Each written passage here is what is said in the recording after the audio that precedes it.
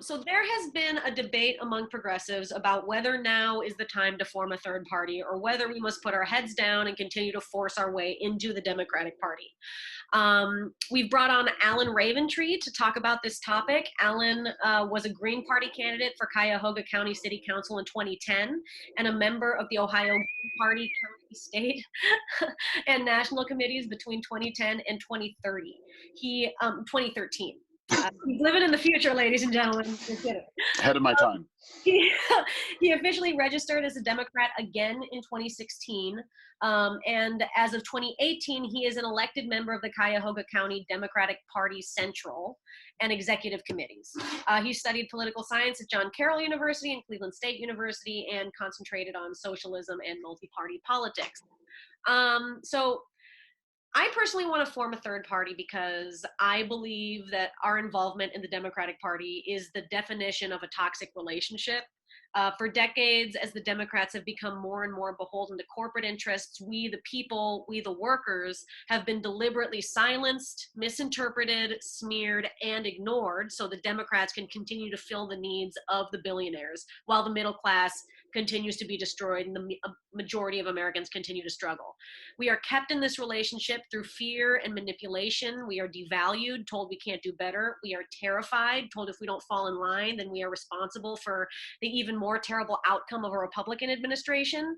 And in my opinion, as long as we only have the Democrats and Republicans to choose from, we only have terrible choices to make. The Democrats have proven time and again that they will not give us a fair hearing, because if they didn't stack the board against us with a hostile election system, a hostile media environment, and a hostile party leadership, we would win, fair and simple. But then on the flip side, if we feel the answer is to dig in our heels and take over the Democratic Party, then I also do not believe we are currently fighting hard enough and challenging leadership enough to make the changes we seek. I don't think we are mounting a tough enough opposition. Personally, I don't care that AOC calls Nancy Pelosi Mama Bear and chides Sanders supporters for their tactics on Twitter. I think there's nothing wrong with the charm offensive, and I think the Sanders supporters on Twitter could actually benefit from reading MLK and his belief system of radical love, showing love and compassion to those we disagree with and even our enemies. But I believe that AOC can call Nancy Pelosi Mama Bear and also endorse Shahid Buttar, Pelosi's primary challenger in San Francisco. I think Bernie Sanders can call Joe Biden his friend, fine, but he can also acknowledge that he is also corrupt. We can do both. It's not just one or the other. And I feel like either we have to separate completely so we no longer have to silence ourselves for party unity, or we have to be much firmer and more diligent about voicing our discontent. What do you think, Alan? Well, as someone who has worked both within the Green Party and the Democratic Party, I can say since the 2016 election and the Bernie campaign then, I've seen far more progress as progressives within the Democratic Party than I have from third-party politics for the past many years. Part of that is largely because while the Democratic Party, is generally stacked against progressives, it's stacked against progressives fairly consistently throughout the country. Whereas for third parties, there's completely different systems in each state. Here in Ohio, it is overwhelmingly difficult to form a third party. The Green Party, when I ran in 2010, had just received their official formal acknowledgement as a legal third party after years of legal battles with the state, and finally actually having a Democratic Secretary of State who was more favorable to their arguments of fairness and inclusion, and she actually had reduced some of the qualifications and helped them get on the ballot. However, still, even to run candidates for city council as an official third party candidate in Ohio, you need to have a statewide party which can maintain your ballot access. You need to run a presidential candidate or a gubernatorial candidate and get 3% in that election to maintain your party status. And that's after getting tens of thousands of signatures to appear on the ballot. And that's getting them statewide just to run as a third party candidate in local elections. Mm-hmm. And then if you don't get that 3% in a statewide election, then you have to start all over again. The Libertarian Party, that happened to them after 2016, and it happened to the Green Party as well, again now in 2018. So it's really difficult here in Ohio and in most states to get third parties organized officially, even from the get-go. In some states like Vermont, where they have the Progressive Party, it's easier, but that's also, they have a system where they're able to do that organizing and build that ground support necessary without wasting their time and resources on an election that they aren't even trying for. So it would be difficult to start a new third party from scratch, but what do we think of, what if, like, didn't the Green Party just offer Bernie Sanders the nomination for the 2020 election? Like, since there's a Green Party now established in all 50 states, what if we just, would it be easier for us to take over the Green Party as opposed to the Democratic Party? I well, again, since the Green Party doesn't have ballot access anymore in Ohio, so I mean they don't have their official recognition in all 50 states, and there's also a lot of hostility within the Green Party to handing a nomination to somebody like Bernie Sanders, who hasn't, in the same way that you have Democrats who are upset because Bernie, quote, isn't a Democrat, and is just using the Democrat name. You have Greens who have made that same complaint when people have talked about letting him run as a Green. There's also the fact that Bernie Sanders has said time and time again that's not something that he would do. The Green Party tried the same thing with Dennis Kucinich years ago, and Dennis, he said, "I'm a Democrat," and he ran as a Democrat. So we have these strong progressive leaders who have worked from the outside, still work from the outside, but on the inside. And I mean, they've seen how hard it is to do these things. I mean, I respect the fact that Bernie is running as a Democrat and putting up with a lot of crap for the fact that he's been an independent for all these years. Except he's been out there campaigning for Democrats. Yeah. He maintains his independence in the Senate, and that has allowed him more freedom than some other legislators. But at the same time, for all the people who claim that he's not a Democrat, he holds positions of leadership within the Democratic caucus because he is a member of that caucus. I just feel like he's not, like, he is an outsider, but he's not wielding the inside-outside game with the amount of power that he could. Like, he has an unprecedented grassroots base of support, like that no one running for president in the history of America has ever had.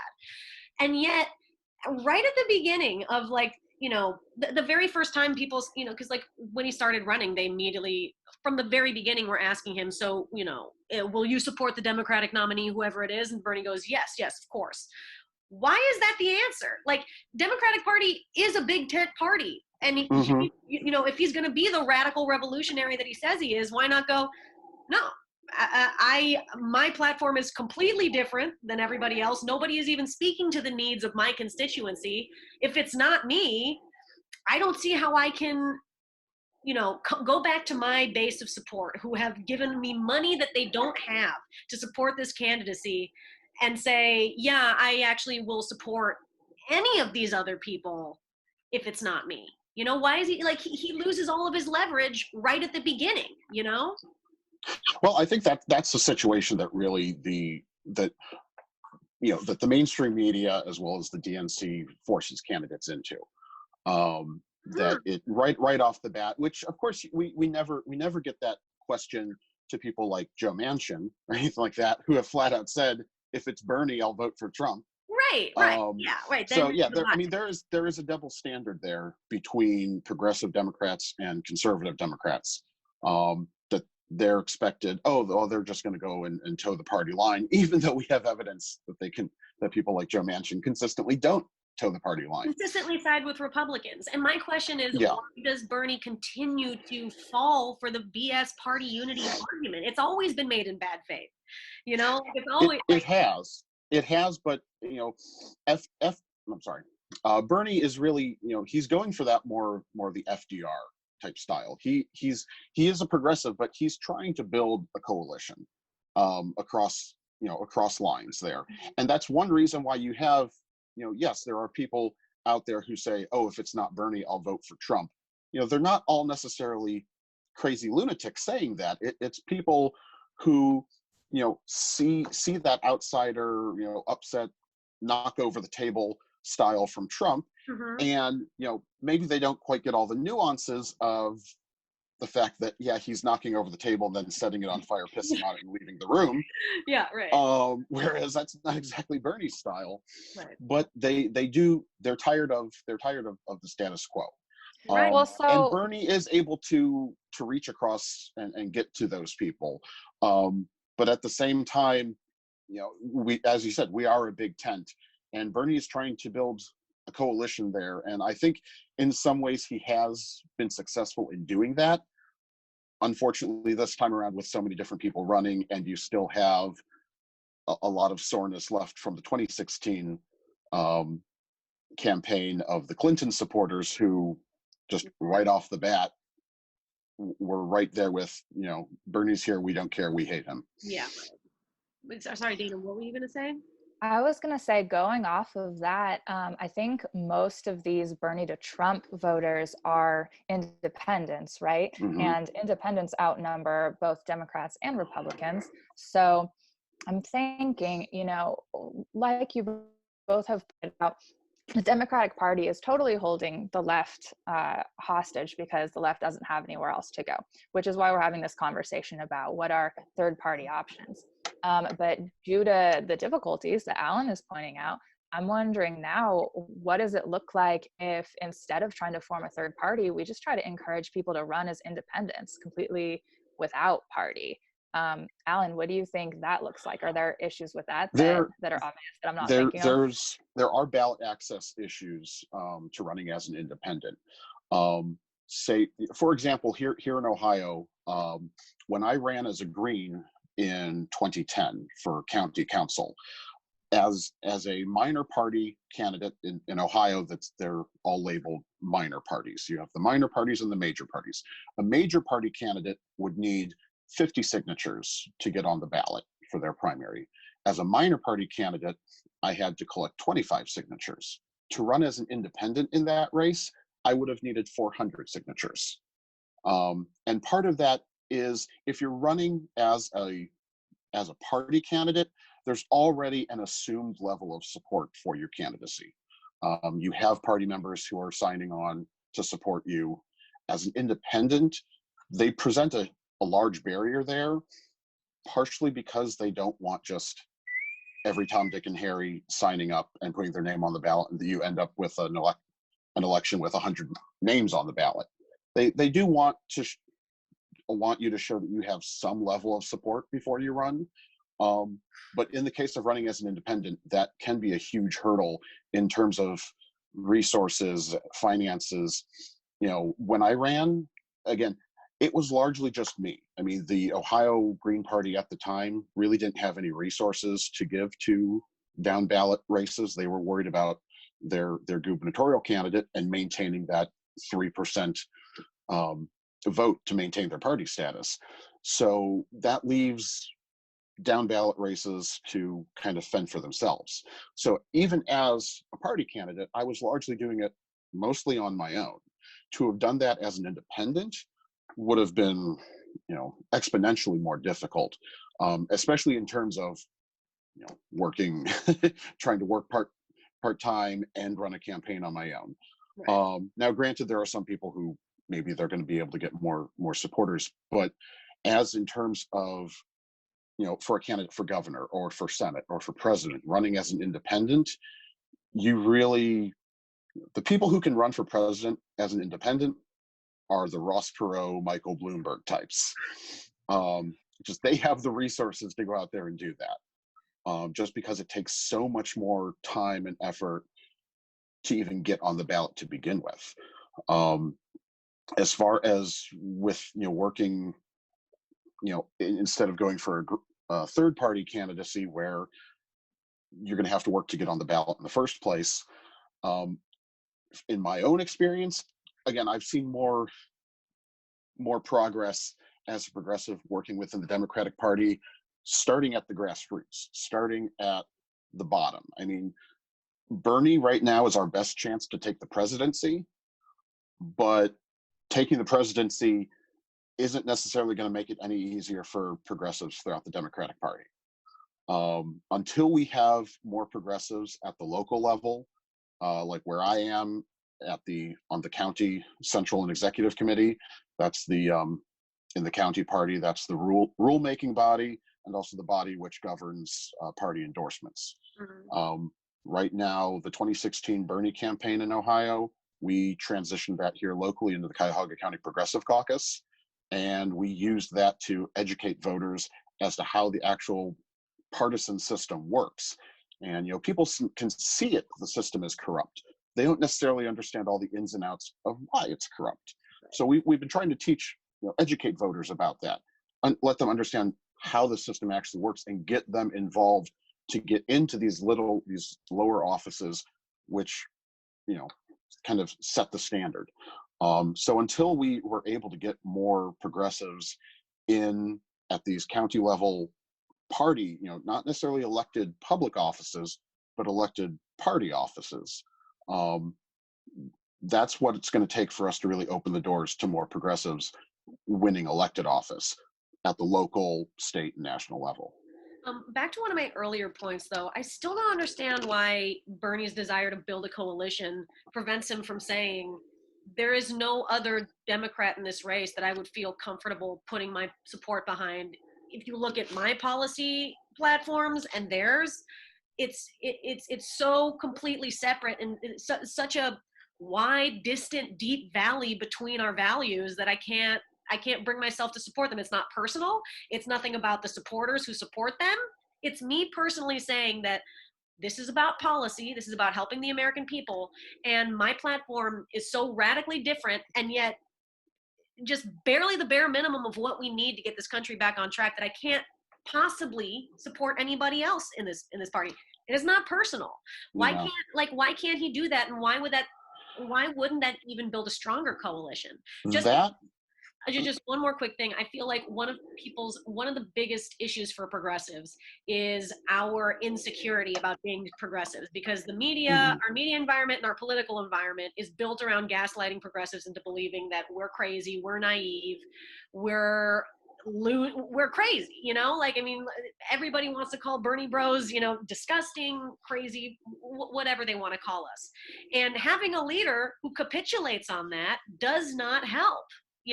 We need a strong leader.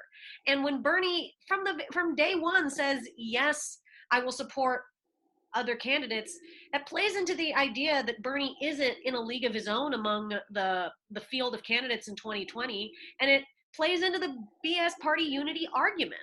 I would love to see him call out the party unity argument and say, I know these people who are calling for party unity are doing it in bad faith. Not just because of what they've done to me and my political campaigns in the past, but look what they've done to the American people. Why can't he do that? I think it's a tactical choice on his part, because if you look at, there are certain things he says, just given the way our media operates, there are certain things that if he says, that is going to suck all the air out of the room, and there will be no attention span left for his actual policy. The fact that this whole Elizabeth Warren debacle that we had at the beginning of the year, the fact that he and Elizabeth, as friends, had a discussion, and they did not, it's not like Bernie is some horrible sexist saying, oh, I would never vote for a woman. It was two friends having a discussion on political strategy. Yeah. And if, I have no idea who said what, but if Bernie did say, hey, I don't think that maybe a woman would be able to win this time around, they had a disagreement on strategy like that, and that became all the media talked about for weeks. There was no talk of his policy differences. There was no talk of nuance. First of all, there is no talk of his policy, period, ever, anyways. I mean, no one's doing a segment on the Green New Deal. No one's doing a segment on Hmm. all the different ways Bernie has on his website to pay for Medicare for all. Like, not only does he have one way to pay for Medicare for all, he's got several different options on his website, but nobody wants to talk about that. His website has how he's going to pay for every single one of his major plans, but nobody's going to talk about that. Nobody's talking about his policy anyways. And especially during that Elizabeth Warren scandal, she lost a lot of support. And Hmm. like, if you're going to play the believability argument, Bernie's going to win that every single time because he is the most trusted politician in America on the issues that are most important to Americans. So I don't think that when Bernie takes the gloves off like that, he's putting himself in a vulnerable position. I think if anything, people want to hear that, and they hate the Hmm. media. So whatever the media commentary is, what Bernie says, they're going to be like, I don't know, Bernie makes sense. I mean, it's every time that he's come to blows with people over political disagreements, when he sticks in his points, it's helped him. Hmm. That may be. Again, I mean, I'm not with the Bernie campaign at all, so I can't speak to exactly um, their reasoning behind their choices. That's my feeling, is that it's a tactical decision there. It may well increase his support, especially as we said about, not necessarily among Democrats, but among independents, who are the biggest voting bloc or non-voting bloc, depending on how you look at it. Yeah. But a lot of that also comes down to just the fact that we have people who, our system is designed to just grind people down to the point that huge independent non-voting bloc, they're not really paying attention to what's happening because they're just too busy surviving. And no matter who the politician is, they don't have time to really listen. They just, okay, it's another politician saying whatever. I agree, but then I would push back and say the more radical things Bernie says, the more likely people are who don't pay attention to hear it. Like, That's again, possible. if Bernie Sanders said something right up top, going like, if I am not the nominee, I'm going to take myself and my 2 million unique donors to my campaign, and we're going to fuck off. Actually, we're not going to fuck off. We're going to be a thorn in your side the entire election, pushing both candidates to the left.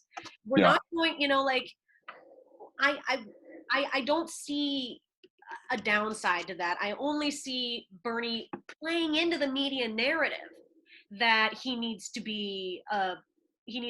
kowtow to party unity, and he needs to kowtow to the Democratic Party in general. Like, I see him following their narrative and, contributing to their false scenarios. Mhm. I think where the danger is, oh, sorry, Alan, I didn't mean to No, cut go you ahead. off. I think where the danger is with Bernie trying to do any of this is that the system right now is binary. So the second he says, no, I won't support the Democrats, he effectively is saying that the Republicans are more likely to win, because we don't have a strong third party set up now. I think, like Alan was saying, we need to do as much as we can to get third party or progressives at the local level nationwide to build us up to the point so that for a future election we can do a viable third party run. But right now, the Republicans, they had an anti-establishment faction as well, the Tea Party, but instead of those folks going and starting a third party, the Republicans were smart enough to integrate them in, and now Trump, as the leader, is, marketed himself as an anti-establishment, and so they gained all that strength. The Democratic establishment refuses to do that, and that's why we're going to keep losing. But I feel like I don't know. Go ahead. I feel like they can refuse to do that because right from the beginning we said, this is what we want, but push comes to shove, honestly, we will go with you. Like, these are the bare minimum essentials that we need to just survive. We do need to at least be negotiating. I totally agree, because we do have the leverage, and the Democratic establishment just assumes that they can count on our votes because we don't have anywhere else to go, which is why we're talking about third parties. That he will support whoever they choose. Yeah, so it's like, how do we leverage all this power that we have to at least negotiate and pull the Democratic Party left? But then, I mean, that's kind of what happened. We saw all of the Democratic primary candidates come out and just mimic Bernie Sanders totally, not genuinely. And Biden is sort of doing the same thing. Some of his advisors are telling him just adopt as many of Bernie's policies as possible, but he's not going to. And he's certainly not going to fight if there's any pushback at all. So I don't know. Path is sort of unclear for how we can best leverage all of this people power that we do have, but within the way that the system is set up today in 2020. Well, I mean, one thing is we really do have to look at it as the presidential election is a big election, but it's only one election. Yes. And in terms of the strongest pushback that we've seen against Trump hasn't been at the national level. It's been, in the states and local communities that are pushing back. I mean, the national Democrats, whether it be the House, which, they pass things and then Mitch McConnell just ignores it, or the Senate, where where you have a bunch of Democrats who will vote for Trump's appointees for the sake of, oh well, it would be mean to not do that. It would be mean. I mean, there's definitely a balance that needs to be struck between fighting fire with fire, but also not becoming as horrible as them. You don't necessarily want to adopt. You just don't. Go ahead. I mean, you don't necessarily want to adopt all the Republicans' tactics, but at the same time, their tactics have been successful. I mean, you don't want to become the monster that you're trying to defeat, but at the same time, there are some tactics that they have used that have been effective. I think what makes them monsters are their values, not so much their tactics. I think their tactics every now and then are disgusting, but like standing firm for what you believe in, I don't think that's a bad tactic. And especially since what we believe in is justice and human rights, I don't feel bad about rooting my ass firmly in justice and human rights and saying, I'm not moving. You guys can come here, but all the millions of us who are the energetic Democratic base, we're here. We're on the left. Y'all got to come over to us. We're not going back there. I get that. And I think that sort of digging in our heels is more useful at the sort of local and state level as a means of harm reduction. Just because we can dig in our heels in the presidential race, but as much as I don't want Biden, if we get another 4 years, God forbid, of Trump, that's just so much more work that needs to be done in 2024 to not even progress forward, but rebuild what was destroyed in the meantime. I fundamentally don't believe that Biden can beat Trump. I mean, I think any kind of scenario that we imagine where Biden is president, I just think that's a fantasy, because I don't think there's. No, I am of that mindset more or less myself. I mean, you have the fact that Trump, for as horrible as he is, excites the right-wing base, and Biden excites people whose biggest excitement during the day is eating white bread. Yeah. Yeah. I mean, that is the scary thing. I mean, the best thing that we can hope for with Biden is that the people propping him up are competent and know what they're doing. I don't think when he him up if they were competent and knew what they were doing. Like no, and I fully agree with that. I just think a third party candidacy just isn't going to happen this time around. Yeah. And as far as future elections go, we're not going to be able to have a successful third party run for president until we see more successful third party candidacies lower down. It can't. We don't have the Michael Bloomberg money to try to do things from the top down. Yeah. It didn't even work out for him. Top down things work for the people who are already in power. But we're not going to be able to challenge them from up high. We need to start at the local level. And that's where it's going to make a difference, because a lot of these super delegates and all these different things like that, the decisions on how those people get to those positions, those are made, down the chain. It's the people who hold power in local office and state office. They're the ones who are setting things up in their state as to who's going to be the voice of their state going forward. So without strong progressive movement, at the local and state level, we're just going to keep banging our head against the wall, at the national level. Especially because, I like Bernie. I've been a big fan of his, for like 20 some years now. But, for as radical as he is, he's also set in his ways. So, he's been very, very consistently right for all these years and hasn't changed direction. So this isn't something that I think he's going to change direction on either. Especially because of the just sort of existential threat that Trump poses. And if it were somebody like John Kasich or Mitt Romney, then I could see more of an argument for having Bernie sort of flip the table and set it on fire, because we would see basically what we saw under George W. Bush, which wasn't great, but didn't totally, for as dumb as Bush was, he didn't completely destroy every democratic principle in the process.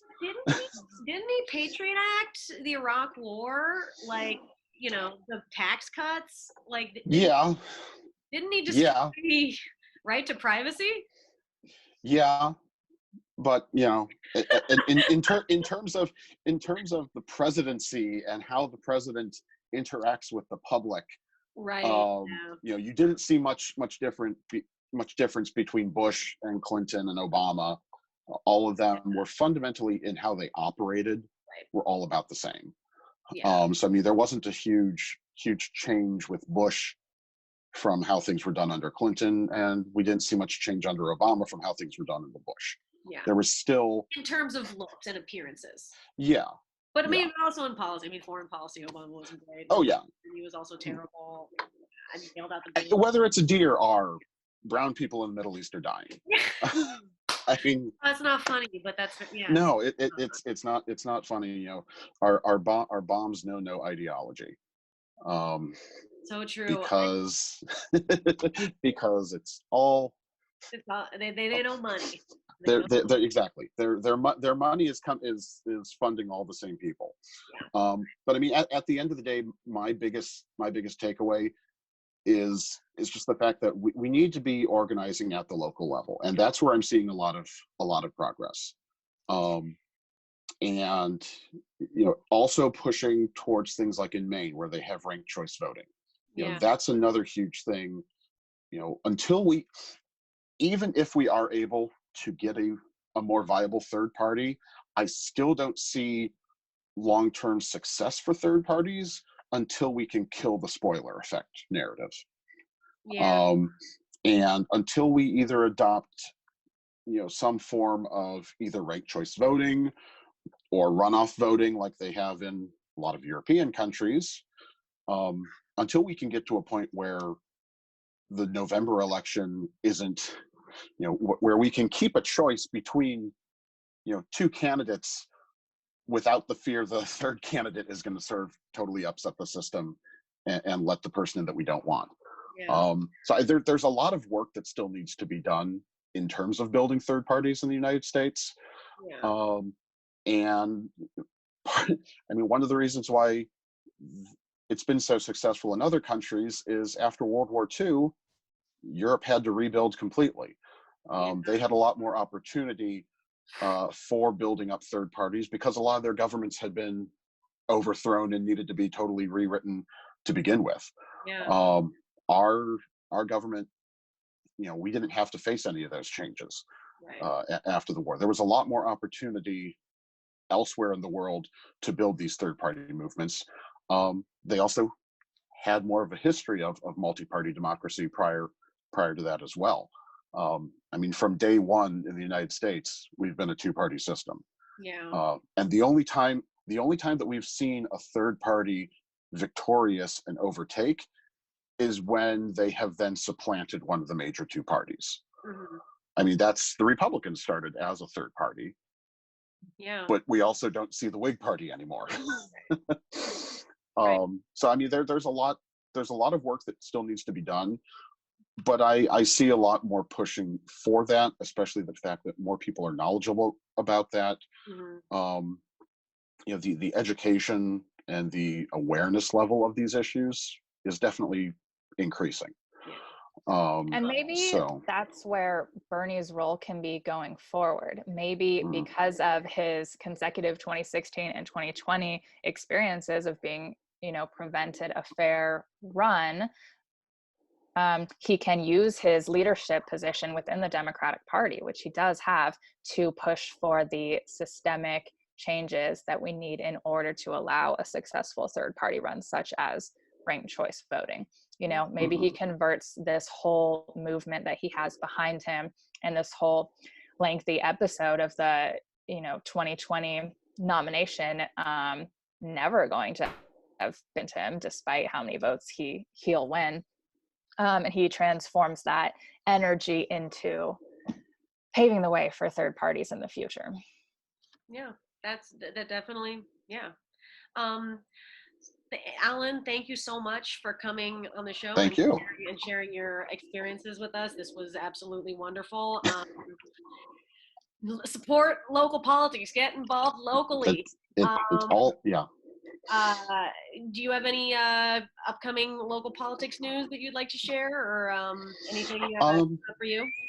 No, I mean, next, one of the big things that we're doing locally, again, with the Cuyahoga County Progressive Caucus here in Cleveland, is we're looking at trying to get people involved and out to vote this year, and then using this year's election as a means to remind people to, keep paying attention, because we have a city election next year.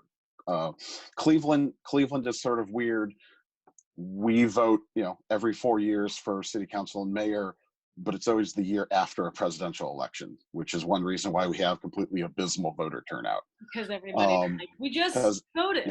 We don't. Yeah, we just voted, and also there's not even like a midterm vote to bring people out. So that's one of the big things that we're doing here locally is trying to make sure that people realize, these big presidential elections, they get all the attention, but these municipal races are just as important. So then that's one area where we have been seeing, some momentum as progressives is locally within our, like I said, that 2016 Bernie campaign turned into this progressive caucus. We now have about a third of the central committee members in the Democratic Party are progressive caucus members. We've gone from just those crazy Bernie people to a force to be reckoned with locally. So, I mean, that's why I'm pessimistic nationally, but I'm very positive locally. All right, thank you. So pay attention to local elections. Yes, involved locally, y'all. Thank you so much, Alan, for joining us. Thank you. Thanks, Alan. Awesome.